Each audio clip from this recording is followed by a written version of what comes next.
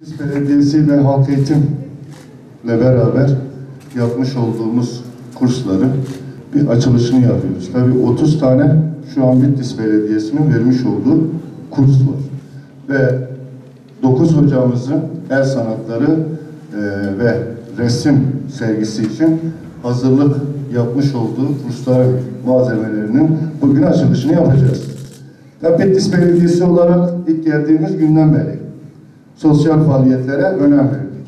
Tabii şu son 1,5-2 yılda pandemiden dolayı kurslarımıza ara vermiştik. Tabii bundan sonra bu pandeminin zayıflamasıyla beraber kurslarımız devam ediyor.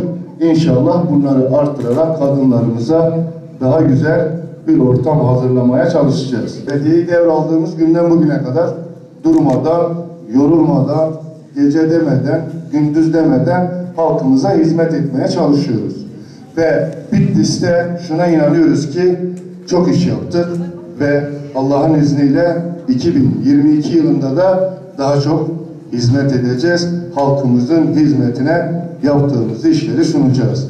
Bitlis'te en büyük işimiz şuydu: 7 yılda %28 yapılan altyapıyı Bitlis'te 1,5 yılda bitirdik.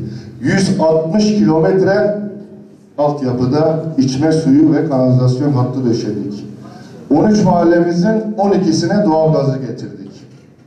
Ve özellikle şunu söylemek istiyorum: Bitlis'te bir dere ıslah projesi başlattık ve 7 Ocak'ta inşallah ihalesi yapılacak olan projenin yapım aşaması başlayacak. Bununla beraber sosyal faaliyetlerimize devam ettik. Aynı zamanda pandemide Bitlis Valiliği ve Bitlis Belediyesi ile beraber vatandaşlarımızın ihtiyaçlarını gidermek için kurmuş olduğumuz ekiplerle vatandaşımıza hizmet ettik. Ya Allah, Bismillah, hayırlı olsun.